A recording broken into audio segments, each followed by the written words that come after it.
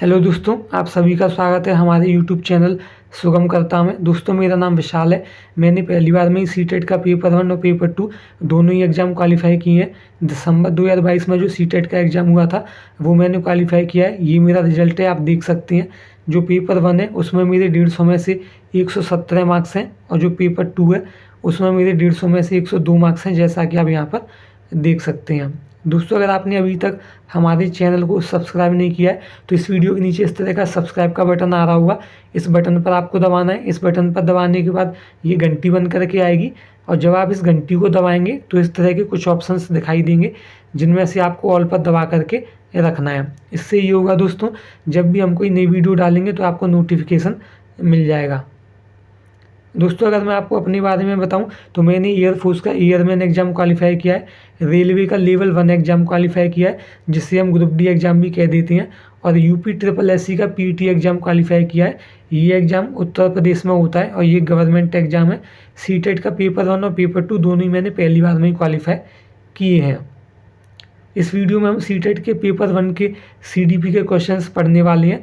29 दिसंबर 2022 को जो सीटेट का पेपर 1 हुआ था उसमें सीडीपी के जो 30 क्वेश्चंस पूछे गए थे उन सभी क्वेश्चंस को हम इस वीडियो में पढ़ने वाले हैं। अगर आप हमारी सभी वीडियोस को देखते हैं, रेगुलर चैनल को फॉलो करते हैं, तो आप भी आसानी से सीडीपी में 30 में से 30 नंबर लेकर के आ सकते हैं। ये पेपर नंबर 2 है।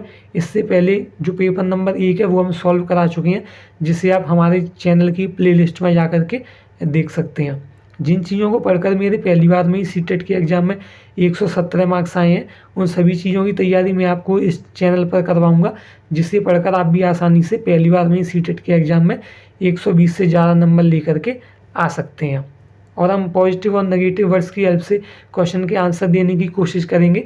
अगर क्वेश्चन आपके समझ में ना आए और क्वेश्चन के जो ऑप्शंस हैं वो भी आपके समझ में ना आए तो भी आप क्वेश्चन का आंसर आसानी से दे सकते हैं, अगर आपको पॉजिटिव और नेगेटिव वर्ड्स के बारे में पता है तो।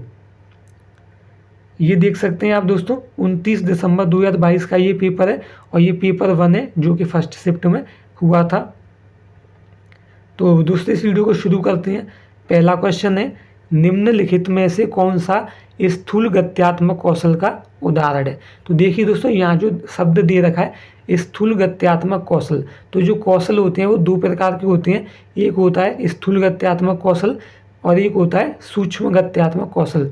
तो जब हम किसी भी कार्य को करने के लिए मांसपेशियों का ज़्यादा प्रयोग करते हैं या फिर किसी भी कार्य को करने में मांसपेशियों पर अधिक भार पड़ता है तो उसे हम स्थूल गत्यात्मक कौशल कहते हैं। और जिन कार्यों को करने में हम मांसपेशियों का हल्का प्रयोग करते हैं और जिन कार्यों को करने में मांसपेशियों पर ज़्यादा दबाव नहीं पड़ता है, कम दबाव पड़ता है, उन्हें हम सूक्ष्म गत्यात्मक कौशल कहते हैं। तो देखिए ऑप्शन नंबर 1, चित्र बनाने के लिए पेन पकड़ना। तो चित्र बनाने के लिए हम पेन पकड़ रहे हैं जो कि एक हल्का कार्य है, ठीक है। जब हम पेन को पकड़ेंगे तो मांसपेशियों का कोई भारी भरकम प्रयोग नहीं होगा, इसलिए ये सूक्ष्म गत्यात्मक कौशल का उदाहरण है। मैं यहाँ पर एस लिख देता हूँ। ऑप्शन नंबर 2, कागज को आड़ा टेढ़ा तरीके से काटना। तो जब कागज को आड़े टेढ़े तरीके से काटा जाता है तो इसमें भी मांसपेशियों का कुछ ज़्यादा प्रयोग नहीं होता, इसलिए ये भी सूक्ष्म गत्यात्मक कौशल का उदाहरण है। और आड़ा टेढ़ा को हम इंग्लिश में जिग जैग भी कह देते हैं। ऑप्शन नंबर 3, धागे में माला पिरोना। तो ये भी सूक्ष्म गत्यात्मक कौशल का उदाहरण है, क्योंकि जब हम माला जो धागे में अगर मोती पिरो रहे होंगे या मोती पिरो करके माला बना रहे होंगे तो ऐसा करने में हम मांसपेशियों का भारी भरकम प्रयोग या फिर ज़्यादा प्रयोग नहीं करते।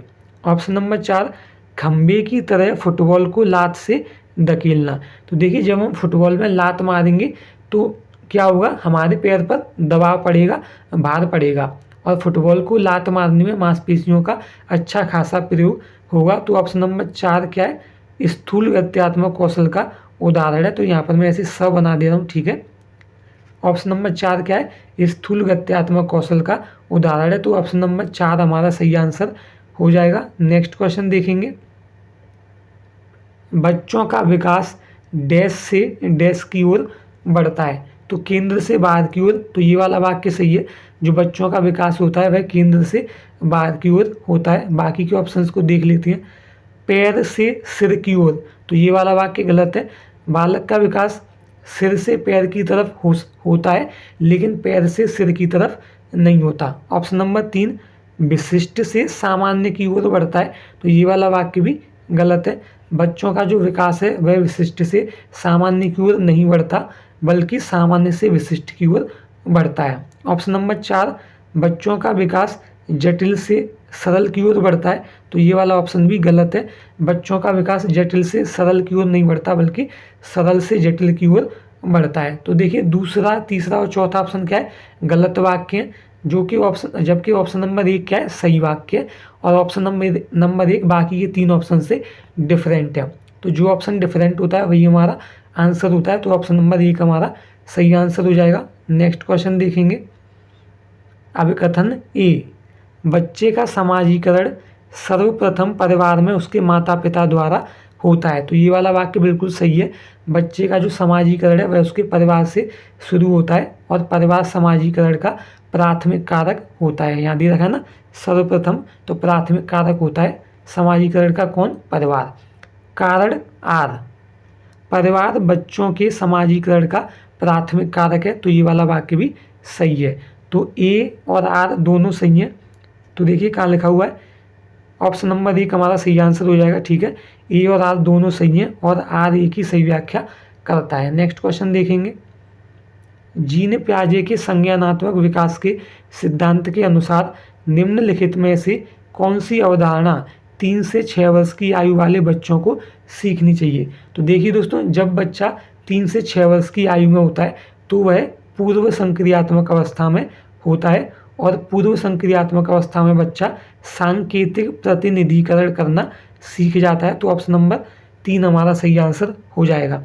और दोस्तों सांकेतिक को हम प्रतीकात्मक भी कह देते हैं। ठीक है, यहाँ पर अगर दे रखा हुआ होता कि प्रतीकात्मक प्रतिनिधिकरण, तो वो भी हमारा सही आंसर होता। ठीक है, सांकेतिक और प्रतीकात्मक दोनों शब्दों का एक ही अर्थ है। ठीक है, तो जीन पियाजे का जो संज्ञानात्मक विकास का सिद्धांत है उसमें 4 अवस्थाओं के बारे में बताया है।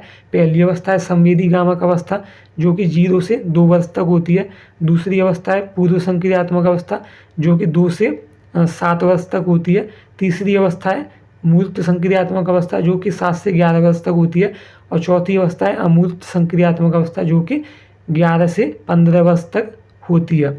तो ये जो दे रखा है यहाँ 3 से 6 वर्ष, यह पूर्व संक्रिया, इसका अर्थ ये है कि जो बच्चा है वह पूर्व संक्रियात्मक अवस्था में है, और पूर्व संक्रियात्मक अवस्था में बच्चा सांकेतिक या प्रतीकात्मक प्रतिनिधिकरण करना सीख जाता है। तो ऑप्शन नंबर 3 हमारा सही आंसर होगा। संरक्षण, तो संरक्षण करना बच्चा सीख जाता है मूर्त संक्रियात्मक अवस्था में। एम बना देता हूँ यहाँ।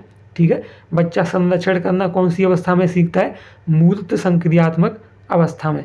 तार्किक अनुप्रयोग कब सीखता है, ये भी बच्चा मूर्त संक्रियात्मक अवस्था में सीखता है। ठीक है, तो नेक्स्ट को इसका आंसर हो जाएगा ऑप्शन नंबर 3। नेक्स्ट क्वेश्चन देखेंगे। जीन पियाजे के संज्ञानात्मक विकास के सिद्धांत के अनुसार अधिकांश बच्चे किस अवस्था में वस्तुओं को श्रेणियों में व्यवस्थित करने में सक्षम होते हैं। तो देखिए यहाँ दे रखा है श्रेणी, तो जब बच्चा मूर्त संक्रियात्मक अवस्था में होता है तो वह वस्तुओं को श्रेणियों में व्यवस्थित करने में सक्षम हो जाता है। तो ये दे रखा है मूर्त संक्रियात्मक अवस्था, ऑप्शन नंबर 3 हमारा सही आंसर हो जाएगा। ठीक है, बच्चे वस्तुओं को श्रेणियों में कब बांटना सीख जाते हैं, कब व्यवस्थित करना सीख जाते हैं, मूर्त संक्रियात्मक अवस्था में। ठीक है, अब देखिए इसको आप याद कैसे रखेंगे। तो मूर्त संक्रियात्मक अवस्था, तो मूर्त का मतलब हमने मान लिया मूर्ति, तो हमें क्या करना है, हमें मूर्तियों को श्रेणी में लगाना है। ठीक है, मूर्त का अर्थ हमने मान लिया मूर्ति, और मूर्तियों का हमें क्या करना है, मूर्तियों को हमें श्रेणी में लगाना है। तो इस तरह से हम याद रख सकते हैं कि जब भी क्वेश्चन में श्रेणी या श्रेणीकरण के बारे में पूछा जाए तो उसका आंसर होगा मूर्त संक्रियात्मक अवस्था। ठीक है, मूर्त संक्रियात्मक अवस्था में बच्चे के अंदर श्रेणीकरण का गुण पाया जाता है। ऑप्शन नंबर 3 हमारा सही आंसर होगा। नेक्स्ट क्वेश्चन देखेंगे, और देखिए दोस्तों यहाँ पर दे रखा है संवेदी गामक अवस्था, ये 0 से 2 वर्ष तक होती है, और ये पहली अवस्था होती है। ठीक है, पूर्व संक्रियात्मक अवस्था दूसरी अवस्था है, और यह 2 से 7 वर्ष तक होती है। मूर्त संक्रियात्मक अवस्था तीसरी अवस्था है, यह 7 से 11 वर्ष तक होती है। औपचारिक संक्रियात्मक अवस्था जिसे हम अमूर्त संक्रियात्मक अवस्था भी कहते हैं, यह 11 से, ये चौथी अवस्था है और यह 11 से 15 वर्ष तक होती है। ठीक है, तो ये सारे पॉइंट आपको याद रखनी है। कभी कभी क्वेश्चन इस तरह से पूछ लेता है कि जो जीन पियाजे के संज्ञानात्मक विकास की, जैसे पूर्व संक्रियात्मक अवस्था की समय अवधि क्या है या फिर मूर्त संक्रियात्मक अवस्था की समय अवधि क्या है, इस तरह से क्वेश्चन पूछ लेता है। नेक्स्ट क्वेश्चन देखेंगे, डैश का प्रयोग जीन पियाजे द्वारा संज्ञानात्मक मानसिक अवधारणाओं के वर्णन के लिए किया गया है। तो जीन पियाजे ने किसका प्रयोग किया है बताइए, तो स्कीमा, ऑप्शन नंबर 3 हमारा सही आंसर हो जाएगा। स्कीमा, स्कीमा जो शब्द है यह जीन पियाजे के संज्ञानात्मक विकास के सिद्धांत से संबंधित है।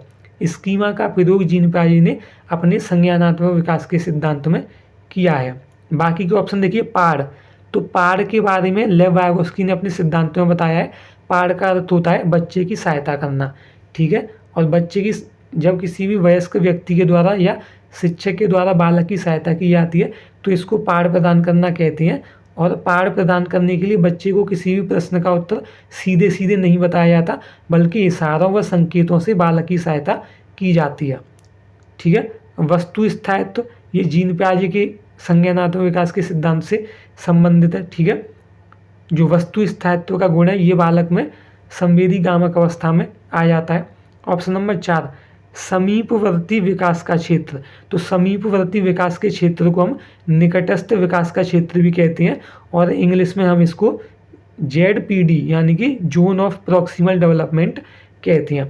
तो यह लेव वाइगोस्की के सिद्धांत से संबंधित है। ऐसे क्वेश्चन पूछ लेता है दोस्तों कभी कभी कि समीपस्थ विकास के क्षेत्र के बारे में किस मनोवैज्ञानिक ने बताया है। तो 4 ऑप्शन दे रखे होंगे, तो उनमें से जो लेव वाइगोस्की होगा वो हमारा सही आंसर हो जाएगा। इस वाले क्वेश्चन का जो आंसर है वो है schema, option number 3। Next question देखेंगे, रजनी अपने दोस्तों के कार्यों को जैसे को तैसा मानसिकता के आधार पर जांचती है। लॉरेंस कोहलर के सिद्धांत के अनुसार वर्तमान में रजनी संज्ञानात्मक नैतिक विकास के किस स्तर पर है। तो यह कौन से स्तर पर है, यह पूर्व परंपरागत स्तर पर है। ठीक है, कौन से स्तर पर है, पूर्व परंपरागत स्तर पर है। ऑप्शन नंबर 2 हमारा सही आंसर हो जाएगा। देखिए दोस्तों, जो नैतिक विकास का सिद्धांत है वह लॉरेंस कोहलर ने दिया है। ठीक है, क्वेश्चन पूछा जाता है कि नैतिक विकास का सिद्धांत किस मनोवैज्ञानिक ने दिया है, तो इसका आंसर हो जाएगा लॉरेंस कोहलर ने नैतिक विकास का सिद्धांत दिया है। तो देखिए इसका आंसर है पूर्व परंपरागत या फिर पूर्व पारंपरिक, एक ही बात है। तो देखिए जैसे को तैसा, यहाँ क्या लिखा है क्वेश्चन में, जैसे को तैसा, तो हमें पहले से ही पता होता है कि व्यक्ति जैसा करेगा वैसा ही भरेगा। ये याद रखने का एक तरीका है। ठीक है, याद रखने की ट्रिक मैं आपको बता रहा हूँ। जैसे को तैसा, तो हमें पहले से ही पता होता है कि जो बच्चा, जो बालक होता है वह जैसा करेगा वैसा ही भरेगा, या फिर वो जैसे को तैसा की रणनीति को फॉलो करेगा। मतलब कि कोई बच्चे के साथ जैसा व्यवहार करेगा बच्चा भी उसके साथ वैसा ही व्यवहार करेगा। तो यह पूर्व निर्धारित होता है, यह पहले से ही तय होता है। ठीक है, क्या होता है, यह पूर्व निर्धारित होता है। तो देखिए ऑप्शन नंबर 2 में ही दे रखा है पूर्व, तो पूर्व परंपरागत हमारा सही आंसर हो जाएगा। ठीक है, और दोस्तों कभी कभी मतलब इस तरह से भी क्वेश्चन पूछा जाता है कि अच्छा लड़का अच्छी लड़की अधिनियम कौन से चरण से संबंधित है। ठीक है, अच्छा लड़का अच्छी लड़की अधिनियम नैतिक विकास के कौन से चरण से संबंधित है, तो वह परंपरागत चरण से संबंधित होता है। ठीक है, तो इस पॉइंट को भी आपको याद रखना है। नेक्स्ट क्वेश्चन देखेंगे, जब विद्यार्थी किसी प्रश्न का हल खोजने के दौरान समस्या का सामना करते हैं तो अध्यापक विद्यार्थियों को किस तरह पाठ प्रदान कर सकते हैं। तो ऑप्शन नंबर 1, उनमें असफलता का भय पैदा करके। तो ये वाला वाक्य गलत है। ठीक है, क्या हमें बच्चों के अंदर असफलता का भय पैदा करना है, तो बच्चे के अंदर भय पैदा करना एक नेगेटिव वर्ड है, गलत बात है। तो ये वाला ऑप्शन हो गया हमारा गलत। ऑप्शन नंबर 2, उन्हें प्रश्न का आधा समाधान प्रस्तुत करके। तो ये वाला वाक्य बिल्कुल सही है। जब भी शिक्षक के द्वारा बालक की सहायता की जा रही हो तो शिक्षक को बालक को प्रश्न का उत्तर सीधे सीधे नहीं बताना है, बल्कि जैसे कोई क्वेश्चन है तो शिक्षक ने क्या किया, आधा खुद से सॉल्व कर दिया और बच्चे से बोल दिया कि बेटा आगे का तुम सॉल्व करो। तो इस तरह से सहायता प्रदान की जाती है। तो ये वाला वाक्य बिल्कुल सही है। ऑप्शन नंबर 3, प्रश्न में कुछ विकर्षण जोड़कर, तो ये वाला वाक्य गलत है क्योंकि विकर्षण एक नेगेटिव वर्ड है, इसलिए ये वाला वाक्य गलत है। हमें प्रश्न में कुछ भी विकर्षण या फिर विपरीत नहीं जोड़ना है। ऑप्शन नंबर 4, उन्हें अपने विचारों की शाब्दिक अभिव्यक्ति करने के लिए निरुत्साहित करके, तो निरुत्साहित करना ये गलत बात है, तो ये ऑप्शन भी हो जाएगा हमारा गलत। हमें बच्चों को निरुत्साहित नहीं करना है बल्कि प्रोत्साहित करना है। तो पहला, तीसरा और चौथा ऑप्शन गलत है, जबकि दूसरा ऑप्शन सही है। तो दूसरा ऑप्शन सही है और बाकी के तीनों ऑप्शन से डिफरेंट है, तो यही हमारा आंसर हो जाएगा। नेक्स्ट क्वेश्चन देखेंगे, सिद्धांतवादी और उनके द्वारा प्रतिपादित विचार का सही युग्म चुनिए। तो 4 ऑप्शन दे रखे हैं और इनमें से हमको सही युग्म का चुनाव करना है। तो लेव वाइगोस्की सांस्कृतिक उपकरण, तो ये वाला वाक्य बिल्कुल सही है, ठीक है। लेव वाइगोस्की ने अपने सिद्धांत में सांस्कृतिक उपकरणों को महत्वपूर्ण स्थान दिया है। ऑप्शन नंबर 2, हावर्ड गार्डनर ने जी घटक बुद्धि दी है, गलत है। जीन प्याई ने पाठ दी है, गलत है, ठीक है। पाठ प्रदान करने के बारे में लेव वाइगोस्की ने अपने सिद्धांत में बताया है। लॉरेंस कोलबर्ग ने संवेगात्मक परिपक्वता, तो ये वाला वाक्य भी गलत है। लॉरेंस कोलबर्ग ने संवेगात्मक परिपक्वता के बारे में कुछ नहीं बताया है, बल्कि उन्होंने नैतिक विकास का सिद्धांत दिया है। तो ऑप्शन नंबर 1 हमारा सही आंसर हो जाएगा, यही सही युग्म है। नेक्स्ट क्वेश्चन देखेंगे, एक प्रगतिशील कक्षा किसे समुन्नत करती है, यानी कि जो एक प्रगतिशील कक्षा होती है वे किन चीज़ों को उन्नत करती है, किन चीज़ों को बढ़ावा देती है। तो ऑप्शन नंबर 1, ज्ञान सृजन की चाह, तो ये वाला वाक्य बिल्कुल सही है। हमें बच्चों के अंदर ज्ञान का निर्माण करने की चाह को विकसित करना है। सृजन करने का अर्थ होता है निर्मित करना। ऑप्शन नंबर 2, विद्यार्थियों में परस्पर विमुखता का भाव, तो विमुखता एक नेगेटिव वर्ड है, तो ये वाला वाक्य हो गया हमारा गलत। विमुखता मतलब कि विरोध करना, तो हमें बच्चों के अंदर विरोध की भावना का विकास नहीं करना है, उसे समुन्नत नहीं करना है। ऑप्शन नंबर 3, सामाजिक संदर्भों से अलगाव, तो ये वाला वाक्य भी बिल्कुल गलत है। हमें बच्चों को सामाजिक संदर्भों से बच्चों के में अलगाव उत्पन्न नहीं करना है। अलगाव का अर्थ होता है अलग अलग, ठीक है। तो क्या बच्चे को सामाजिक संदर्भों से अलग रखना चाहिए? बिल्कुल नहीं। बच्चे को समाज में घुल मिल कर सहयोग के साथ चीज़ों को सीखना चाहिए। ऑप्शन नंबर 4, विषय वस्तु का कंठस्थीकरण, तो कंठस्थीकरण का अर्थ होता है रटना, तो कंठस्थीकरण एक नेगेटिव वर्ड होता है, रटना एक नेगेटिव वर्ड होता है, तो ऑप्शन नंबर 4 हो गया हमारा गलत। तो देखिए ऑप्शन नंबर 1 सभी से अलग है, तो यही हमारा सही आंसर हो जाएगा। नेक्स्ट क्वेश्चन देखेंगे। दोस्तों आगे बढ़ने से पहले अगर आपने अभी तक हमारे चैनल को सब्सक्राइब नहीं किया है तो इस वीडियो के नीचे इस तरह का सब्सक्राइब का बटन आ रहा होगा, इस बटन पर आपको दबाना है। जब आप इस बटन पर दबा देंगे तो इस तरह की घंटी बन करके आएगी, इस घंटी पर आपको दबाना है, और जब आप इस घंटी को दबा देंगे तो इस तरह के कुछ ऑप्शंस आएंगे जिनमें से आपको ऑल पर दबा करके रखना है। आगे बढ़ते हैं। मधुलिका नृत्य और योग कला में निपुण है। हावर्ड गार्डनर के अनुसार उसके पास किस प्रकार की बुद्धि उच्च स्तरीय है। तो देखिए जो मधुलिका है वो क्या करती है, नृत्य करती है, ठीक है। तो नृत्य करने में क्या हुआ, नृत्य जब वो करेगी तो उसका शरीर क्या करेगा, गति करेगा, है ना। नृत्य करते हैं तो यहाँ से वहाँ हम इधर उधर होते हैं, अपने शरीर के हाथों पैरों की गति करते हैं। तो ये वाला जो क्वेश्चन है इसका आंसर हो जाएगा ऑप्शन नंबर 3, शारीरिक गतिक संवेदी।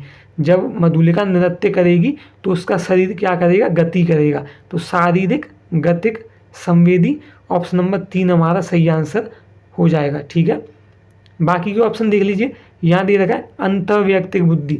तो जब बालक अपने बारे में ही मंथन करे, जब बालक अपने बारे में ही सोच विचार करता है तो उसे हम अंतर्वैयक्तिक बुद्धि कहते हैं। अंतः का मतलब हो गया हमारे स्वयं के अंदर, अंतः हमारे स्वयं के अंदर। जब हम स्वयं के बारे में ही सोच विचार करते हैं तो उसे अंतर्वैयक्तिक बुद्धि कहते हैं। अब देखिए ऑप्शन नंबर 2 यहाँ दे रखा है अंतर्वैयक्तिक। तो अंतर्वैयक्तिक बुद्धि और अंतर्वैयक्तिक बुद्धि में आपको कन्फ्यूज नहीं होना है।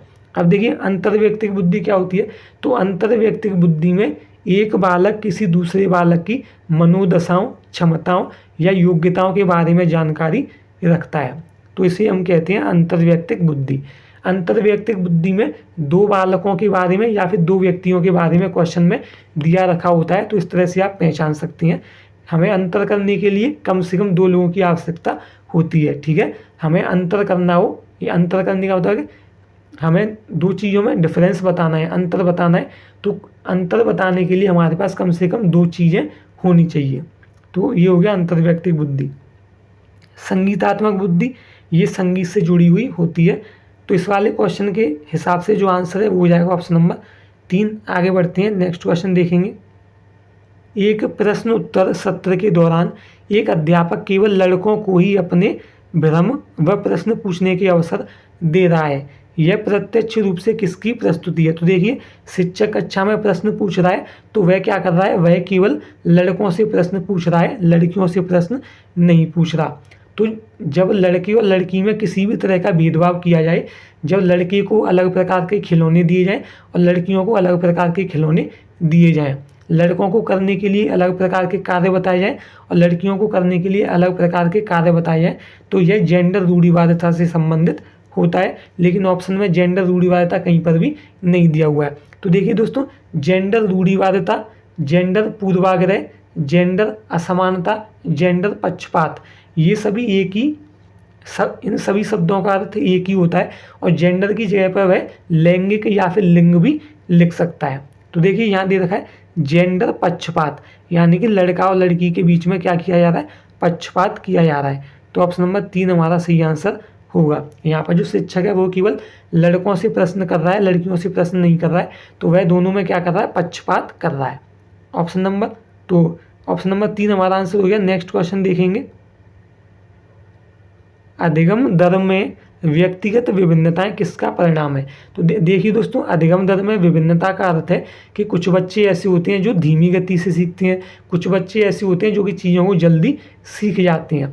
तो इस प्रकार की विभिन्नताओं को हम व्यक्तिगत विभिन्नताएं कहते हैं। और इनका कारण क्या होता है? तो देखिए, केवल आनुवंशिकता, तो केवल एक नेगेटिव वर्ड है, ये हमारा आंसर नहीं होगा, गलत वाक्य। केवल पर्यावरण, तो केवल इसमें भी है, तो ये वाला वाक्य भी गलत हो गया।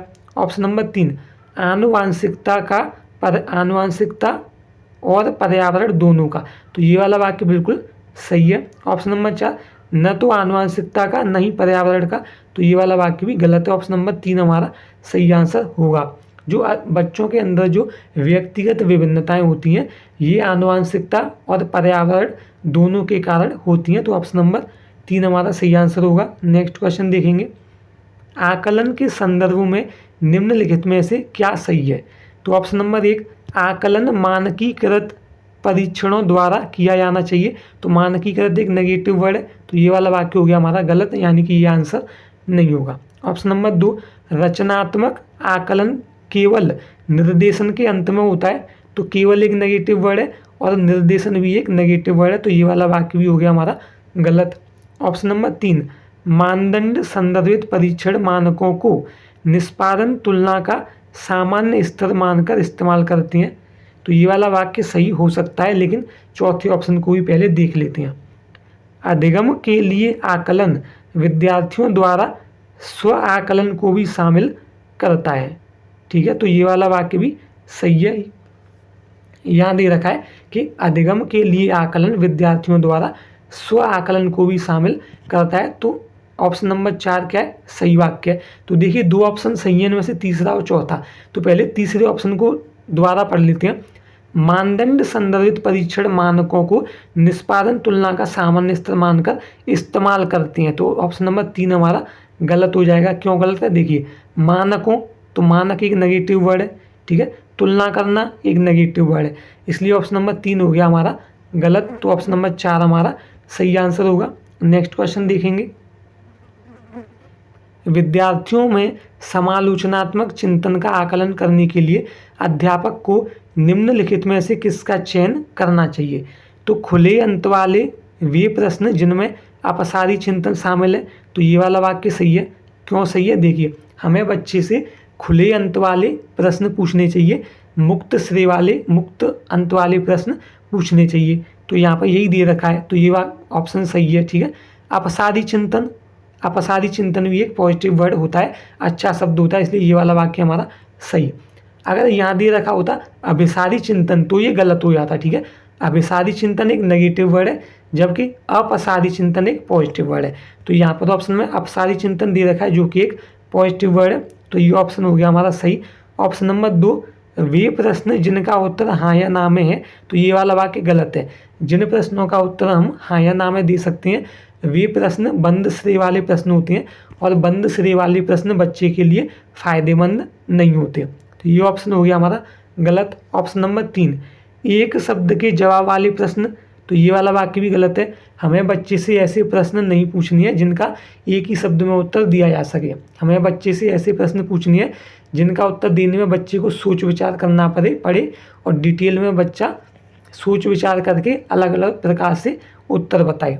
ऑप्शन नंबर 4, वे प्रश्न जिनमें केवल घोषणात्मक ज्ञान का प्रत्यय स्मरण होता है, तो ये वाला वाक्य भी हमारा गलत है।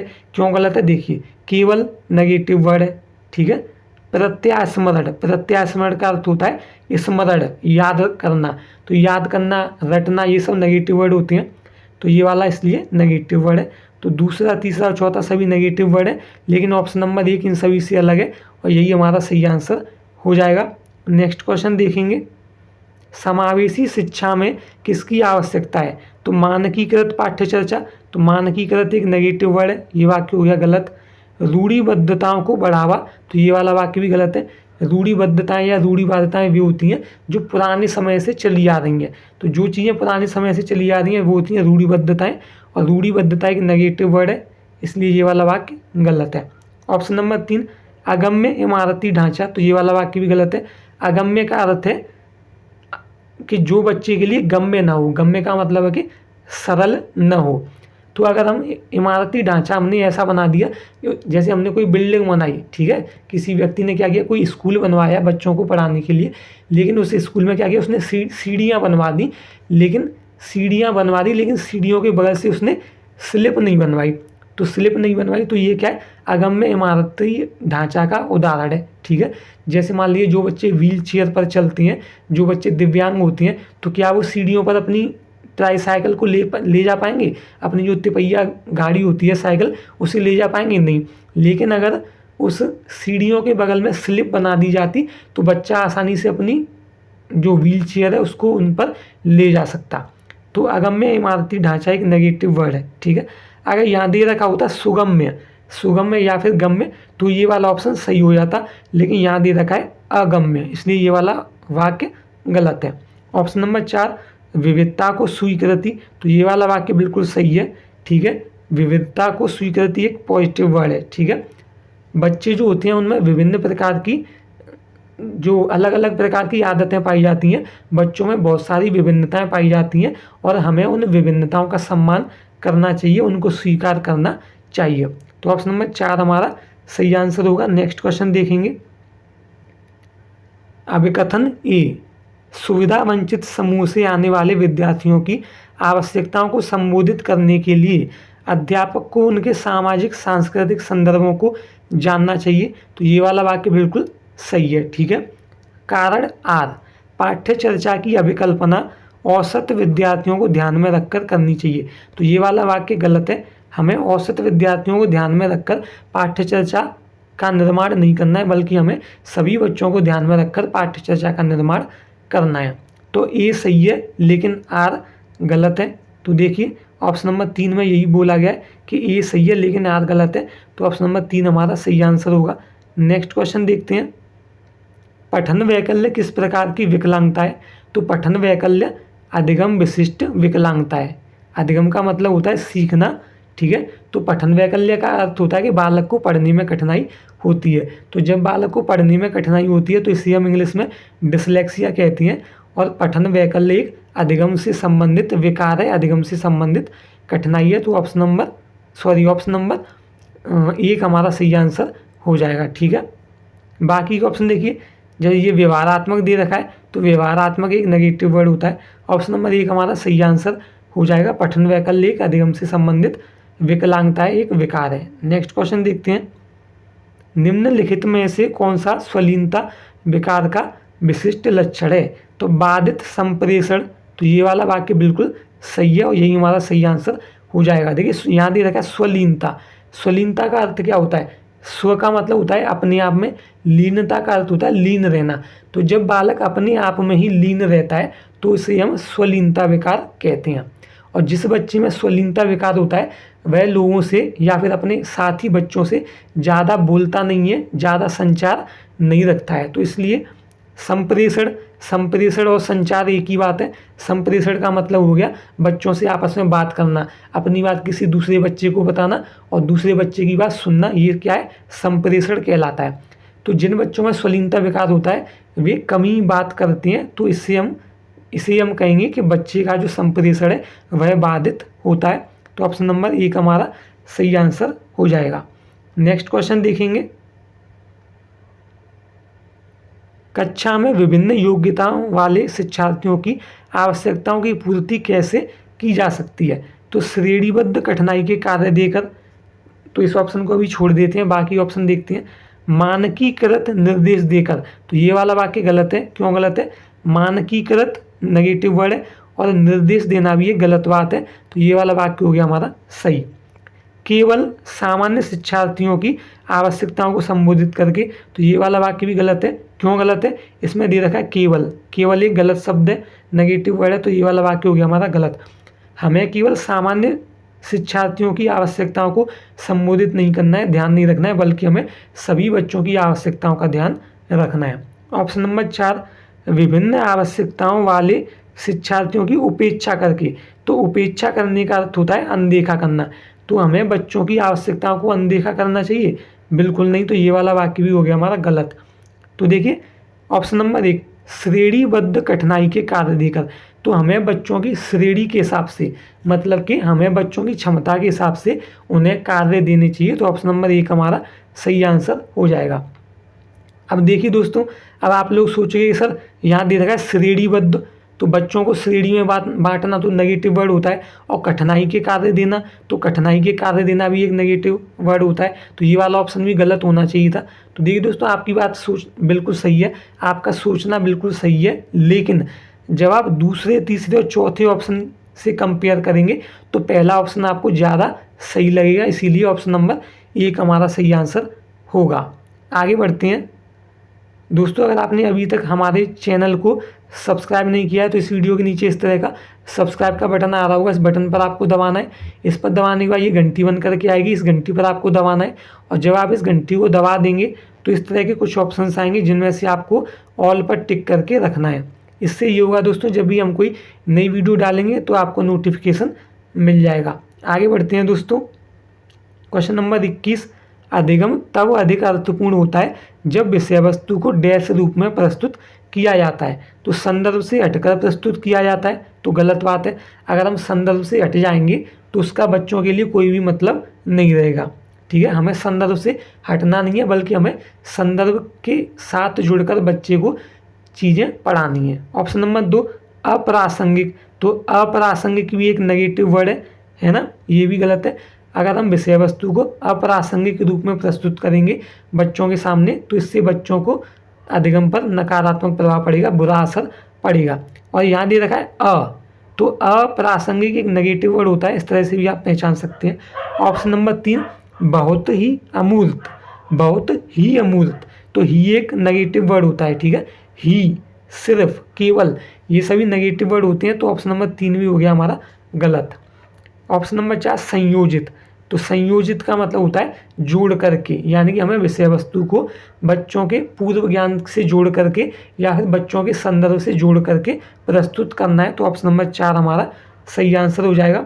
नेक्स्ट क्वेश्चन देखेंगे, अंतरिक्ष की अवधारणा समझाते समय एक अध्यापक ने महसूस किया कि विद्यार्थियों में इस विषय को लेकर अनेक भ्रांतियां हैं। अध्यापक की इस स्थिति के प्रति क्या प्रतिक्रिया होनी चाहिए। तो देखिए दोस्तों, बच्चों में कई भ्रांतियां होती हैं, कई अवधारणाएं होती हैं, कई वैकल्पिक अवधारणाएं होती हैं। तो अगर बच्चों के मन में कुछ भ्रांतियां हैं, कुछ गलत अवधारणाएं अगर उन्होंने अपना रखी हैं तो इसमें कोई भी बुरी बात नहीं है, इसमें कोई भी गलत बात नहीं है। बच्चों की जो अवधारणाएं होती हैं, जो भ्रांतियां होती हैं, वो शिक्षक को यह जानने में मदद करती हैं कि बच्चा किस प्रकार से सोच विचार करता है। तो देखिए ऑप्शन नंबर 1, सीधे सीधे उन भ्रांतियों को अस्वीकृत करना चाहिए। तो हमें बच्चों की भ्रांतियों को अस्वीकृत नहीं करना है, लेकिन यहाँ अस्वीकृत करने के लिए बोल रहा है, तो ये वाला ऑप्शन हो गया हमारा गलत। ऑप्शन नंबर 2, इन भ्रांतियों के प्रति विद्यार्थियों के तर्क जानने चाहिए, तो ये वाला वाक्य बिल्कुल सही है। अगर बच्चों ने कुछ भ्रांतियाँ अपना रखी हैं तो हमें बच्चों से तर्क वितर्क करनी चाहिए, हमें बच्चों से जानना चाहिए कि अगर तुम ये बात कह रहे हो तो ये बात किस तर्क के आधार पर कह रहे हो, इसके पीछे का तर्क क्या है बताओ। तो इस तरह से जब हम बच्चों से क्वेश्चन करेंगे तो ये अच्छी बात है, पॉजिटिव वर्ड है। ऑप्शन नंबर 3, विद्यार्थियों को सही जानकारी कंठस्थ करने के लिए निर्देश देने चाहिए, तो कंठस्थ करने का अर्थ होता है रटना, जो कि एक नेगेटिव वर्ड है। निर्देश देना नेगेटिव वर्ड है, तो ये वाला ऑप्शन भी हो गया हमारा गलत। ऑप्शन नंबर 4, नकारात्मक पुनर्बलन का प्रयोग करते हुए इन भ्रांतियों को मिटा देना चाहिए, तो मिटा देना एक नेगेटिव वर्ड है, ठीक है। हमें बच्चों की भ्रांतियों को नष्ट नहीं करना है बल्कि उन्हें समझना है, तो ऑप्शन नंबर 4 हो गया गलत। तो देखिए ऑप्शन नंबर 2 सही था, ये सभी ऑप्शन से डिफरेंट है, तो यही हमारा सही आंसर हो जाएगा। नेक्स्ट क्वेश्चन देखेंगे, विद्यार्थियों को किसी भी अवधारणा के बारे में समझाते हुए निम्न में से किस बात का ध्यान रखना चाहिए, तो देखिए ऑप्शन नंबर 1, विद्यार्थियों में सीखने की तत्परता, तो ये वाला वाक्य बिल्कुल सही है, हमें विद्यार्थियों के अंदर सीखने की जो तत्परता होती है उसका ध्यान रखना चाहिए। ऑप्शन नंबर 2, विद्यार्थियों के सामाजिक सांस्कृतिक संदर्भ, तो ये वाला वाक्य भी सही है, हमें बच्चे के सामाजिक सांस्कृतिक संदर्भों का भी ध्यान रखना चाहिए और उनका सम्मान करना चाहिए।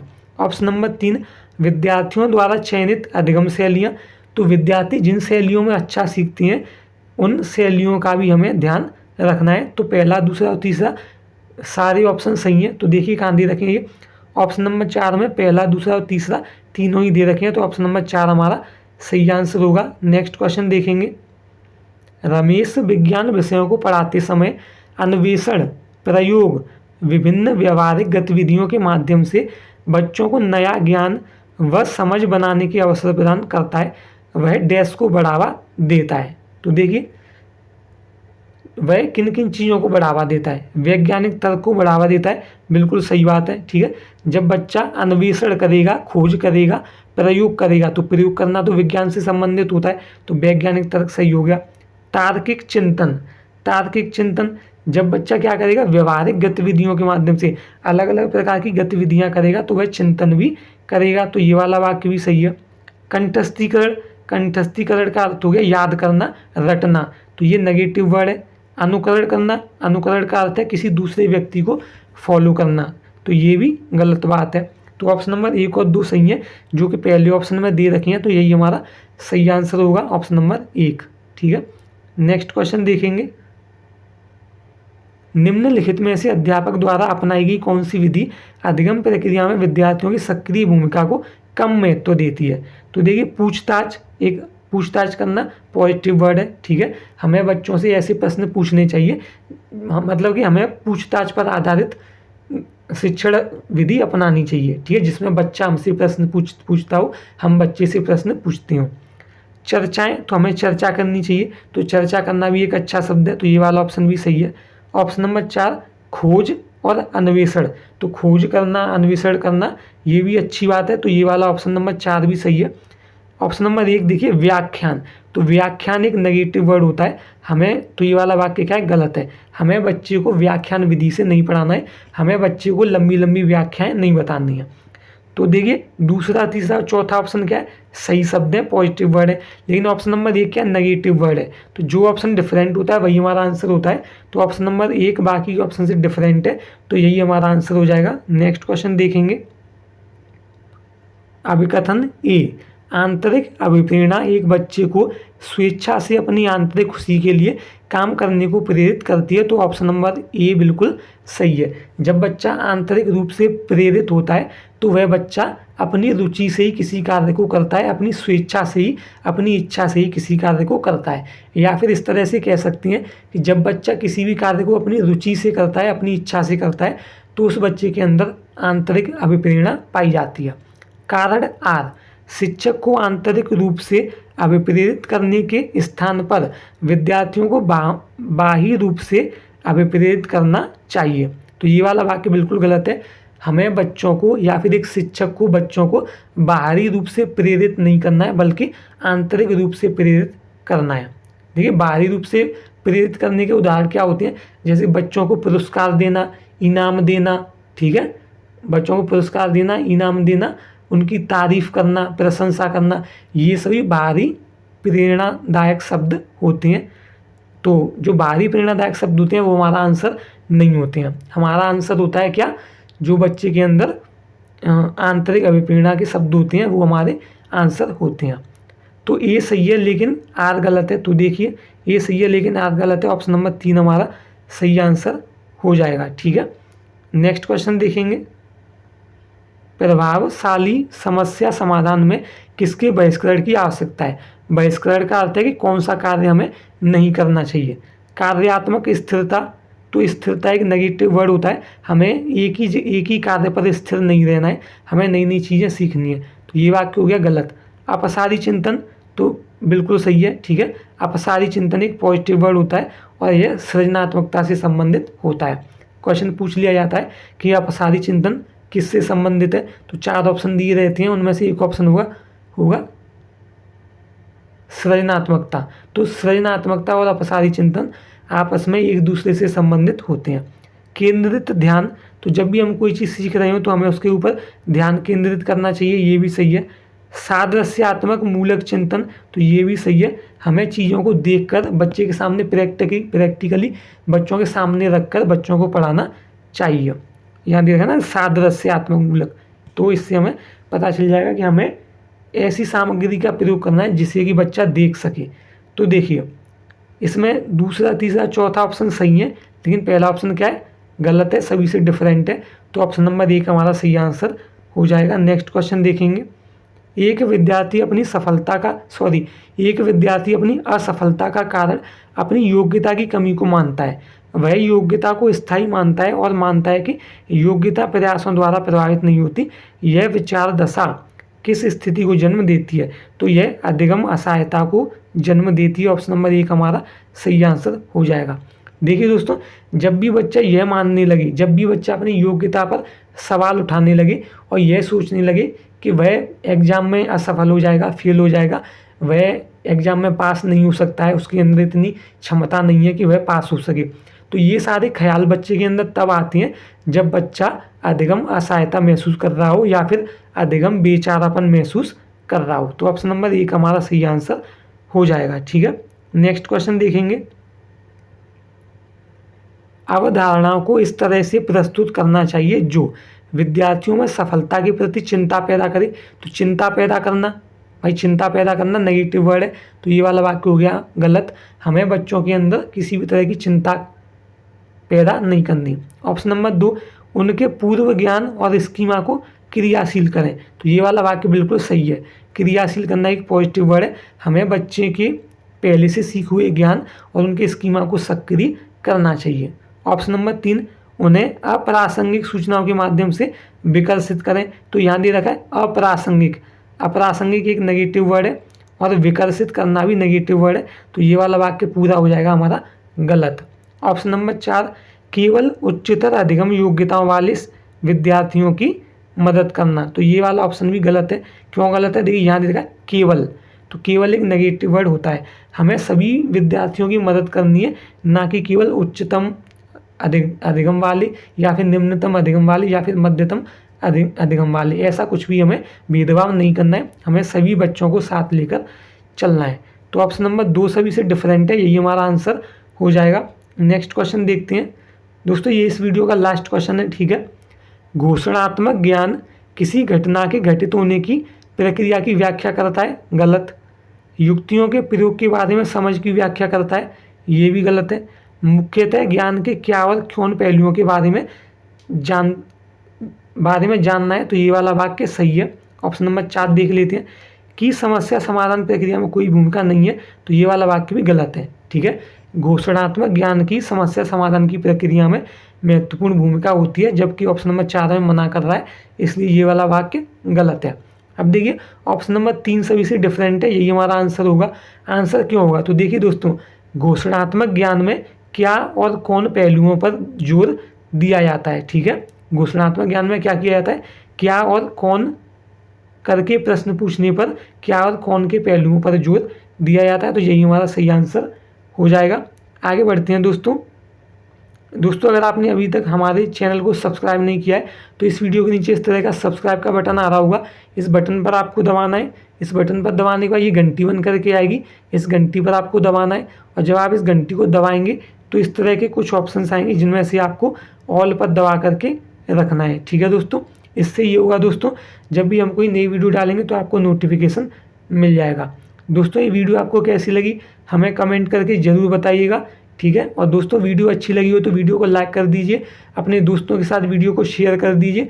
और दोस्तों कम से कम अपने एक दोस्त से हमारे चैनल को ज़रूर सब्सक्राइब करवाइए। प्लीज़ दोस्तों आपसे ये हमारी रिक्वेस्ट रहेगी कि आप अपने एक दोस्त से ज़रूर हमारे चैनल को सब्सक्राइब करवाएं। तो इस वीडियो को देखने के लिए आपका बहुत बहुत धन्यवाद दोस्तों। मिलते हैं अगली वीडियो में।